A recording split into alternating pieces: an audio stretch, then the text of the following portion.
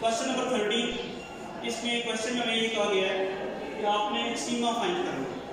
Extrema basically दो words को combine करके बनाया है, मैक्सिमा एंड मिनिमम। इसका या तो मैक्सिमम पॉइंट्स निकालने हैं कि वो पॉइंट्स निकालने हैं कहाँ फंक्शन मैक्सिमम है, या वो पॉइंट जहाँ पे फंक्शन मिनिमम है। ऐसा भी हो सकता है कि कुछ पॉइंट्स के ऊपर फंक्शन मैक्सिमम हो और कुछ पॉइंट्स के ऊपर मिनिमम हो, तो वो हमने फाइंड करना है। उसका मेथड जो है वो आपके पास क्या है? मेथड ये है कि इसके फर्स्ट ऑर्डर पार्शियल डेरिवेटिव लेंगे हम with respect to x and with respect to y। First of all हम take partial derivative with respect to x। जब आप with respect to x derivative लेते हैं तो आपका y वेरिएबल जो है वो कांस्टेंट कंसीडर होता है।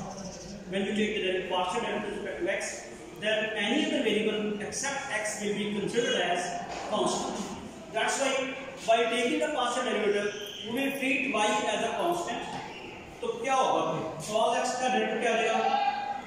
माइनस साइन x, और चूंकि y जो है वो कांस्टेंट ट्रीट होगा तो cos y का डेरिवेटिव 0, और इधर cos x का डेरिवेटिव क्या आएगा?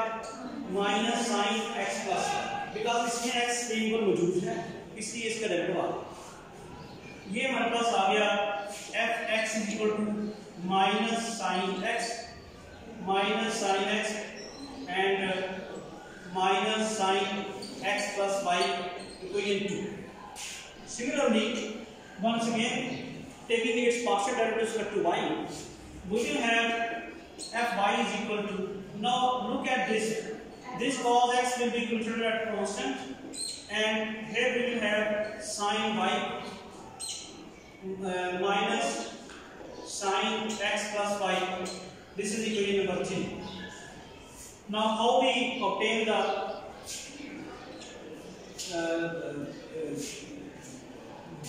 जिन पॉइंट्स के ऊपर आपका फंक्शन मैक्सिमम या मिनिमम निकलता है उनको हम कहते हैं क्रिटिकल पॉइंट्स। तो क्रिटिकल पॉइंट्स कैसे निकालने हैं उसके लिए बेहतर ये है कि आप लिख लें for critical points f(x) = 0 and fy = 0।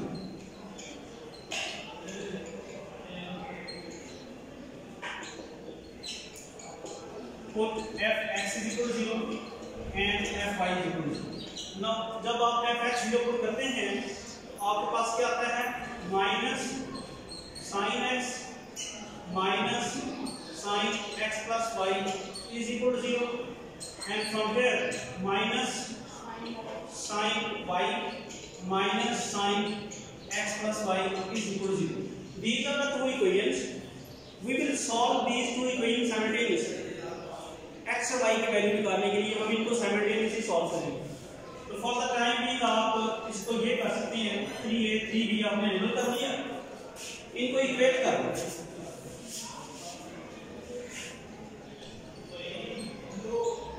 Equating 3a and 3b, we have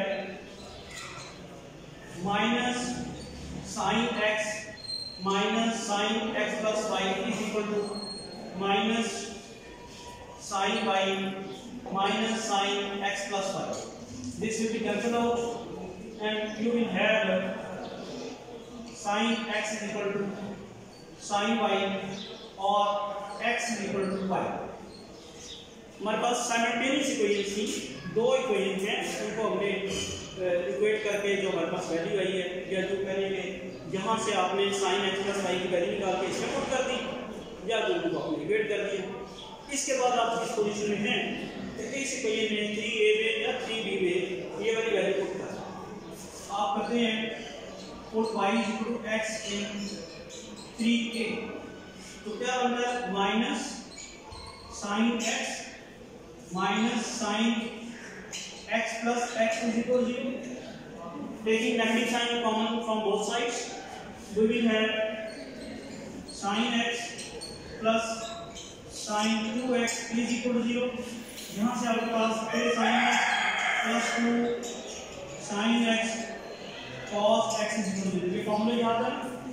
sin 2x का क्या फॉर्मूला होता है? 2 sin x cos x। Okay, we can take common here from here sin x. This will give you 1 plus 2 cos x is equal to 0, and from we have two equation sin x is equal to 0 1 plus 2 cos x is equal to 0। यहाँ से x आ जाएगा आपके पास sin inverse 0, यहाँ से आपके पास आ जाता है cos x is equal to -1/2, या फिर यहाँ से x की वैल्यू आएगी n पाई और यहाँ से x की वैल्यू क्या आ जाएगी cos इनवर्स -1/2। थोड़ा सा याद करेंगे 1/2, तो cos 1/2 हम किस एंगल पर 60 डिग्री, और 60 डिग्री को हम कहते हैं π/3, ठीक है। तो π/3 निकलता, लेकिन ये है नेगेटिव, ये कहाँ से चला गया cos नेगेटिव कहाँ सेकंड और थर्ड में, फोर्थ में फर्स्ट को cos नेगेटिव जो होगा वो सेकंड होगा, ये सेकंड में चला गया ना 1 - 1/2 है। तो 60 जब एंगल पे नहीं रहेगा क्या बन जाएगा 120 डिग्री। सेकंड क्वाड्रेंट में जब ये एंगल जाएगा तो आपके पास ये एंगल आपका 60 है और ये फिर आपके पास एंगल बनेगा सेकंड क्वाड्रेंट में 120। तो 120 डिग्री जो है वो किसके बराबर बता सकते हैं हम 120 डिग्री को, वो आपके पास था π/3 था, 60 डिग्री π/3 था, तो ये आ जाएगा 2π/3, ठीक है। तो यहाँ से हमारे पास फिर जो एंगल ये तो निकला cos x, यहाँ से फिर एंगल जो है आपके पास क्या निकलता है x इक्वल टू एक तो निकलता है 2π/3, एक x इक्वल टू और निकलता है क्या होगा 2π/3, और फिर आप इस क्वाड्रेंट में ये थर्ड क्वाड्रेंट में क्या होगा, थर्ड क्वाड्रेंट में क्या जाएगा फिर कौन सा एंगल बनेगा 60, उसके बाद आपके पास आया 120, फिर 180 और फिर क्या है 240, 180 का 240 आएगा। 240 को चेक करें वो क्या कौन सा एंगल बनता है, ये हमारा 2π/3, ये आपके पास आना 3π/3 और फिर वो बनेगा 4π/3, 66 एंगल आप ऐड करते जाएंगे तो वो आपके पास आएगा 4π/3। ये हमारे पास आ गई है x इक्वल टू n पाई, इसको आप यहाँ से x इक्वल टू 0 और पाई ले सकते हैं, और फिर आप यहाँ से 0 पाई 2 पाई और 3 पाई इस तरह की आपने वैल्यू निकाली। अब हमारा नेक्स्ट स्टेप क्या है, ये निकल गया, आपको कह रहे थे ना आप कह रही थी ना कि क्रिटिकल पॉइंट्स कैसे निकालने हैं। अब आपने इसके बाद आगे क्या करना है, क्रिटिकल पॉइंट्स मालूम करने के बाद अब ये करना है कि मैक्सिमम कहाँ है मिनिमम कहाँ। तो आपको मैक्सिमम मालूम करने का फार्मूला याद जरा बुक से देखिए, f(x) और f(y) मालूम करने होते हैं, उसमें पुट करना होता है, वो फार्मूला जरा देखिए। Position to find the maximum and minimum of the function at these certain points. This is the formula f(x), xx, f(y), xy, fxy square minus xy square, ये फॉर्मूला हमारे पास है। आपने इस फार्मूले की चीज़ें इस्तेमाल करें। अभी तक हमने जब क्रिटिकल पॉइंट्स निकाले हैं तो हमने सिर्फ एक काम किया, सिंगल डेरिवेटिव निकाला। क्रिटिकल पॉइंट याद रखें, क्रिटिकल पॉइंट्स निकालना पहला स्टेप। क्रिटिकल पॉइंट्स निकालने के लिए आपने विद रिस्पेक्ट टू x और with respect to y derivative लेने के बाद उनको साइमल्टेनियसली सॉल्व किया, क्रिटिकल पॉइंट्स निकले। दूसरा स्टेप ये फॉर्मूला है। इस फार्मूले के मुताबिक आपको क्या क्या मालूम करना है, आपको f(x) मालूम करना, आपको f(y) मालूम करना, आपको मिक्स्ड ऑर्डर डेरिवेटिव fxy मालूम करना, और अब इसका ग्रेटर देन 0 आना जरूरी है। अगर ये ग्रेटर देन 0 आए तो फिर जिस पॉइंट पर ये ग्रेटर देन 0 आया हुआ है उस पॉइंट पर फंक्शन या मैक्सिमम होगा या मिनिमम होगा। लेकिन अगर ये लेस देन 0 आ जाए तो फिर वो सैडल पॉइंट होगा। अब इससे पहले कि हम पॉइंट्स पुट करें उससे पहले मैं डबल डेरिवेटिव मालूम कर दूं। हमने fx कहीं मालूम किया हुआ है, किसी ने आपने लिखा मैंने बताया था f उसका double derivative minus sin x हो, तो वो फिर आ जाएगा माइनस उसका डेरिवेटिव लेंगे माइनस cos x माइनस आगे क्या, तो वो बन जाएगा cos x प्लस 1, ठीक है बेटा। ये f(x) मालूम करो। इसी तरह आप f(y) मालूम करें, वो क्या होगा minus cos y minus cos x plus 1। Is it new? अब नेक्स्ट ऑर्डर डेरिवेटिव मालूम करेंगे fx वाला। ये हमें मालूम किया है fx तरफ जाइएगा माइनस sin x था, उसका लेना है with respect to derivative y, वो जीरो नहीं हो जाएगा। और यहाँ क्या था minus sin x plus y था, वो बन जाएगा माइनस cos। अब जो मेरे पास लिखा भी हुआ आपने बताना है ठीक है, ठीक कर रहे हैं। fx तरफ बोलने से fx आपके पास है fx माइनस क्या था cos x माइनस cos नहीं मेरे गाइड fx का minus sin x minus sin x plus y, ये ना तो माइनस sin x का जब रिस्पेक्ट टू y डेरिवेटिव लिया तो जीरो हो गया, और जो आपके पास minus sin x plus y है उसका जब डेरिवेटिव लेंगे तो minus cos x plus y आ जाएगा। तो हमने तीनों डेरिवेटिव मालूम करनी। अच्छा अब ये मालूम करनी है ना, तो अब आप यहाँ से उस फार्मूले के मुताबिक मेरे पास पॉइंट जीरो भी निकला हुआ है, ये देखिए x इक्वल जीरो निकला हुआ है। तो मैं आपको आसानी के लिए आपकी आसानी के लिए कर देता हूँ। मैं ये कर रहा हूँ f double x zero, x की वैल्यू आपका जीरो, x की वैल्यू जीरो तो y क्या होगा, y भी जीरो होगा। क्यों बेटा? तो याद करो ये x इक्वल y है ना, तो जैसे जो x की वैल्यू होगी y को नहीं होगी। तो मैं यहाँ पर करूँगा x इज इक्वल टू 0 और y is equal to 0। x is equal to 0 put किया है किसमें माइनस cos 0 प्लस 0, ये क्या आ जाएगा माइनस 1 और ये माइनस 1। इसके बाद हमने करना है f डबल y 0 0 जी, वहाँ भी मेरा यही कुछ करेगा minus cos 0 minus cos 0 plus 0 it is minus 1 minus 1 minus 2, ये भी minus 2 होगा। इसके बाद क्या है fx y और इधर भी 0 0 पुट कर जी, इधर पुट करें तो वो minus cos 0 plus 0 this will give you cos 0 and this will give you minus 1। ये हमने मालूम कर लिया। एक पॉइंट बेटा क्वेश्चन बड़े लेंथी हैं, बड़े लंबे हैं, ये एक तो आपको मेथड भी आना चाहिए, दूसरा आपकी ना स्पीड भी, और वो सब करके भी जब तक आप सॉल्व नहीं करेंगे जी। ये सारी वैल्यूज हमने इसमें पुट करनी है इस फॉर्मूले और चेक करते हैं क्या क्या है। इसको मैं फार्मूला नंबर ए कह देता हूँ, और मैं अभी इस डिवीजन जीरो नहीं कहना चाहिए, मैं इसको वैसे ही ए कह देता हूँ।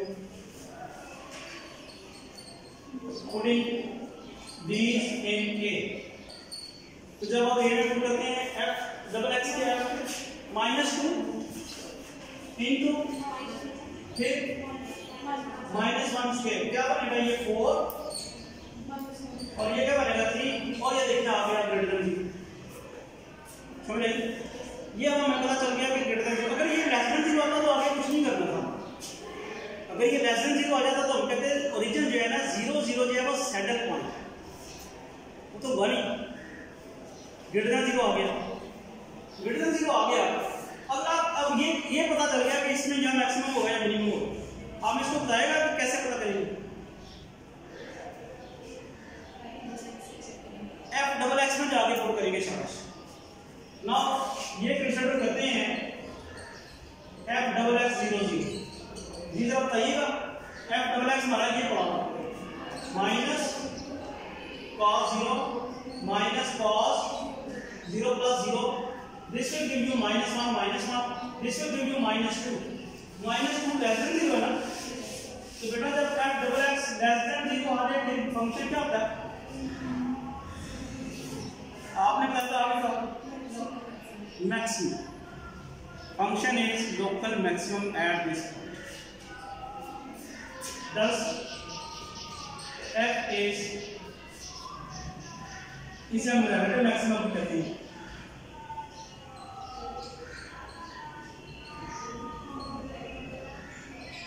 मैक्सिमम एट इस पॉइंट पे 0। मैं क्विकली आपके लिए रिव्यू कर दूं। हमें कोई फंक्शन दिया, हमने उसका fx मालूम किया, fy मालूम किया, f डबल x मालूम किया, f डबल y मालूम किया, fxy मालूम किया। ये 5 डेरिवेटिव हमने मालूम किए, जिसमें 2 फर्स्ट ऑर्डर डेरिवेटिव्स हैं और 3 second order derivative, 3 second order derivative में एक मिक्स डेरिवेटिव है, एक्स वाई डेरिवेटिव मिक्स है। ये स्टेप समझ आ गए बेटा, 5 काम हमने। उसके बाद हमने एफ एक्स को 0 रख के एफ वाई को 0 रख के क्रिटिकल पॉइंट्स निकाले, ये हो गए। अब क्रिटिकल पॉइंट्स को हमने फिर इस फार्मूले में बारी बारी पुट करना है। मैंने एक ही पुट करके दिखाया, ओरिजिन निकाला था, ओरिजिन के अलावा भी निकलने वाला, तो मैंने ओरिजिन जो था वो पुट करके दिखाया। और ये जो फार्मूला है ये आ गया ग्रेटर देन 0। अगर भी ये ग्रेटर देन 0 आ जाए तो फंक्शन मैक्सिमम होगा या नहीं होगा, वो पता करने के लिए हमने डबल डेरिवेटिव लगा के पुट किया। डबल डेरिवेटिव चूंकि नेगेटिव आ गया, जैसा कि मैक्सिमम। अगर डबल डेरिवेटिव ग्रेटर देन 0 आ जाता फिर ये नहीं होगा। तो क्या मैं अब ये आपसे एक्सपेक्ट कर सकता हूँ कि जो दूसरे पॉइंट्स हैं उनके ऊपर आपको निकालें? दूसरा पॉइंट क्या था, एक निकला मेरा पाई बाई 3 निकला ना, और पाई बाई 3 पे निकाले। अगर आप करेंगे ना जल्दी से करते पाई बाई 3, आपको जल्दी तो नहीं करनी की। ये मेरे पास निकले हुए ना डेरिवेटिव, तो यहाँ पे मैं आपको करता हूँ। एक तो मुझे पता चल रही है इसके ऊपर मैक्सिमम है, बस जल्दी से कर लेते हैं। एफ एक्स एक पॉइंट निकला ना पाई बाई 3 बेटा, पाई बाई 3 निकला हुआ ना, एक्स की वैल्यू पाई बाई 3 निकली थी, पाई भी पाई बाई 3 होगा क्योंकि वाई पर एक्स है।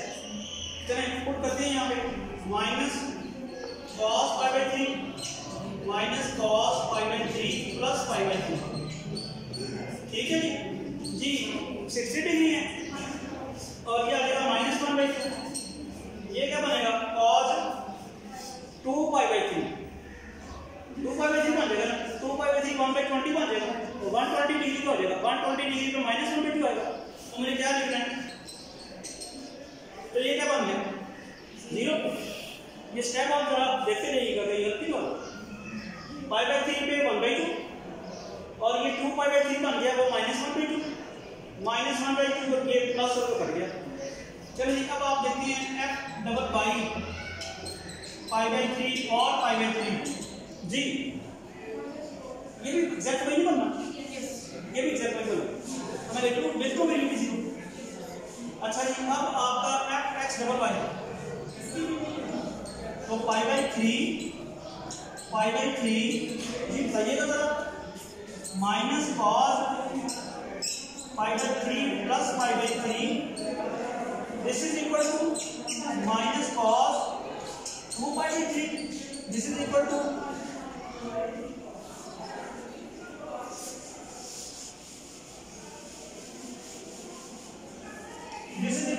माइनस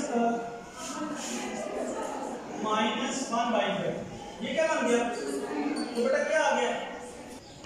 अब हम करते हैं now put x is equal to pi by 3 और y is equal to pi by 3। बेटा जरा पहले बता देते थे, अभी मेहनत नहीं करनी पड़ती है इन a, तो वो बना पहले सब निकाल चुके हैं, नहीं निकाल चुके,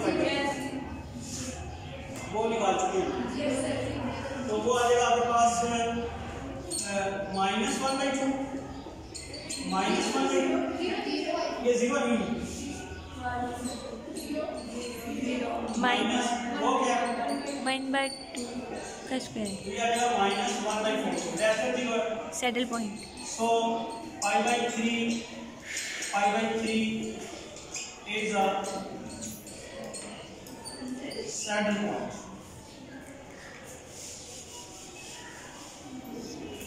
अब आपने 2 पाई बाई 3 और 2 पाई बाई 3 में पुट कर दिया।